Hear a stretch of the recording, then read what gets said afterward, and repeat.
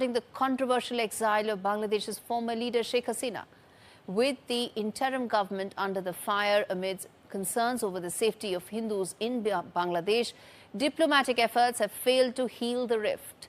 The diplomatic and political crisis deepens with the ongoing issue of Hasina's extradition. Bangladesh has issued a formal request for the return of its former Prime Minister, who faces charges of crimes against humanity and genocide in the International Crimes Tribunal. Asif Nazrul, who is Bangladesh's law advisor, warned that India's refusal to comply would be a violation of the extradition treaty between the two countries. In fact, Bangladesh is now exploring international support to pressure India into handing over Hasina. The country has already issued a red alert for her return, while diplomatic efforts have intensified. Amidst this political turmoil, the interim government is struggling to restore law and order, following a violent student uprising that led to Hasina's ouster. As Bangladesh turns the gaze eastward, the shifting alliances and rising tensions with India are set to mark a pivotal moment in the region's political landscape. Let's get in Saurabh Gupta joining me live from Kolkata to give a sense of how things are looking right now for Bangladesh. Saurabh, every day there is fresh news coming in from Dhaka indicating that the nosedive that has happened in relationship with India, there seems to be no upside to it right now. In fact, the trip to China comes at a time when there's no effort being made by Mohammad Yunus's government to restore relationship with India. That's shocking. Yes, it is, and you know, if we've been following some of the agreements, some of the announcements that are being made during the bilateral visit, the devil lies in the details actually. Because if you see, you know, there are two things that actually caught my eye. One is, of course, the river water data, you know, sharing agreement. Now, that's something that's been a bit of a problem even between India and Bangladesh, even during the Hasina regime, and that is something that Bangladesh and China seem to be, you know, moving forward on, whereas with India, that seems to be largely on the back burner. Even though, and one more thing to, you know, sort of touch upon is that it's not as if Prime Minister Sheikh Hasina did not visit China. Even she did. But what seems to be the sense that one seems to be getting is that India was still very reassured about India's strategic interests, even with that visit. But in the current scenario, perhaps it would be a little more discomforting for those watching the India-Bangladesh relations space. Apart from that, another thing that seems to have stood out is this whole, you know, exchange of patients or medical facilities, I beg your pardon, for those from Bangladesh in China. And apparently, hospitals are going to be designated in Kunming for Bangladeshi patients, and we know a lot of Bangladeshi patients travel to India for treatment. A lot of them travel not just to Kolkata, but also to cities like, you know, Bengaluru, Hyderabad, and, you know, other places in southern India for treatment. So those are things also that perhaps one sees that China seemed to be making also inroads in those spaces. And till now, largely Bangladeshi patients would travel to India, but there seems to be now hospitals designated in Kunming, and also China setting up hospitals in Bangladesh, and also the fact that the river water sharing data agreement is something that again is something that has been a part of India-Bangladesh ties as well, but China seems to be moving in on that as well. So yes, there is a lot of concern in that space. For those who watch that space, these seem to be you know, moves that China is making. Also, a concession on debt is something that is also being talked about. So all of these things are on the table, and this is why those who watch India-Bangladesh ties closely seem to be viewing these developments with some amount of concern.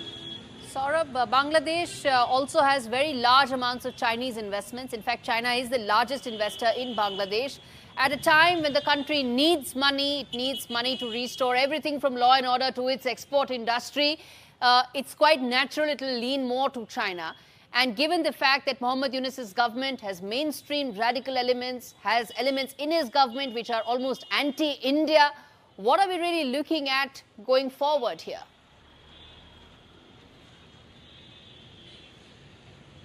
Well, you know, one got a sense from the Indian Foreign Secretary's visit to Dhaka that perhaps, you know, the ties that really have nosedived, and you mentioned, you know, at the top of that is, of course, the demand for the extradition of the former Prime Minister of Bangladesh, Sheikh Hasina. But there seemed to be a sense that other areas of the partnership, and the Bangladesh partnership, like we've been reporting on NDTV, is not just one issue. There are multiple issues and multiple sectors where this partnership takes place. For example, a few days ago, even when it comes to waterways, we had ships sailing, two places in Assam through Bangladesh waters. So it was seen as a step that perhaps the other sectors were not going to be affected so much, in India's strategic interests. Perhaps there would be, still salvaged. But with these developments, many believe that it seems that the situation, whereas which includes India-Bangladesh ties and the strategic interests of India, seem to be in a slightly more complicated territory at this point, especially with this visit and the announcements that are being made during this visit. All right, Saurabh Gupta, really appreciate you taking out the time to speak to us about a story that's so important for India's strategic calculus. Let's also now get in Ashok Sajjanhar, former ambassador, joining me on the broadcast. Good to have you, sir. Talk to us about the cozying up of ties between Bangladesh and China at a time when Mohammad Yunus's government is making absolutely no efforts or limited efforts to restore the long-standing ties between India and Bangladesh. Yes, thank you very much, Gaurie, for having me on your program. You're very right, that this visit by Touhid Hossain to Beijing and his interactions with his counterpart Wang, they need to be watched with keen interest. You see, under normal circumstances, there would not have been any anxiety, if any of our neighbors are having ties with China. After all, China is the second largest economy in the world, $17 trillion economy, etc. And so, it would be somewhat natural for countries to have economic relations, vibrant economic ties with that country. Even Sheikh Hasina, as your correspondent Saurabh Gupta was saying, she had her government also had strong relations. In fact, defense relations also with China.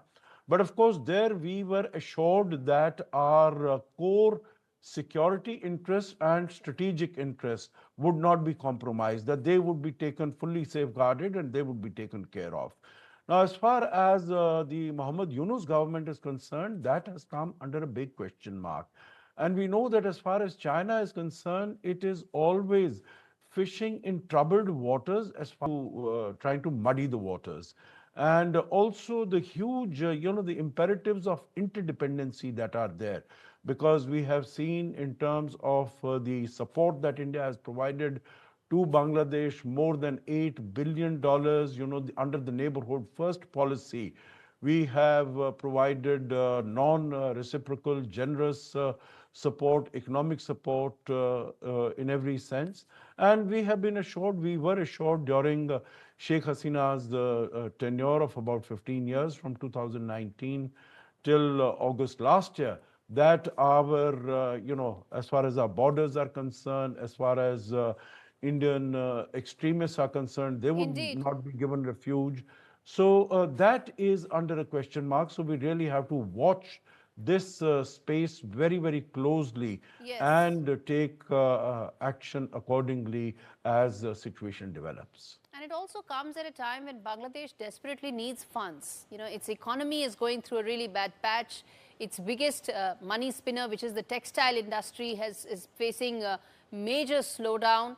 Its law and order is completely out of control. All that requires money, requires funds. How much do you expect China to swoop in to take greater control and leverage of the Bangladeshi economy? Okay, there are two things here, Gaurie. Number one, China has deep pockets. And that is why we've seen, whether it is under its Belt and Road Initiative or its other programs, it has gone out of its way. You look at Pakistan, where its strategic interests are involved, then, basically those are strategic investments. They are not basically governed by economic considerations as to how, certain projects are going to make profits or not. So it has the capacity. Number two is, as we saw in the case of Sri Lanka in 22, that it is not going to sort of, go out of its way to help out a nation with very generous support. You would recall that in 22, it was India which had to come to the support, which had to come to the aid of Sri Lanka, although it was facing shortages, whether it was of energy, whether it was of fossil fuels, medicine, food, every sense of the word. It was, it didn't have any foreign exchange reserves because number one, COVID-19 pandemic had hit it hard.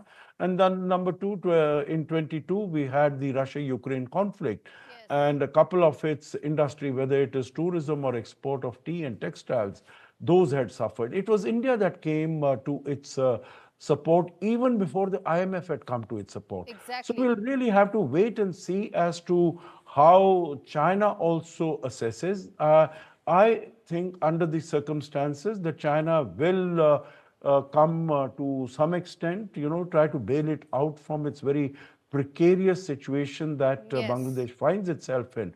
But I think a long-term strategy, I would still imagine, like you've seen Sri Lanka, you've seen Maldives, you've seen even now Afghanistan. All that China will do, Ambassador Sajjanhar, is give loans, no write-offs, no grants, no aids, no write-offs, only more loans. And exact is, its consideration, exact its price from there. There are no free meals as far as, no free lunches as far as China is concerned. So absolutely.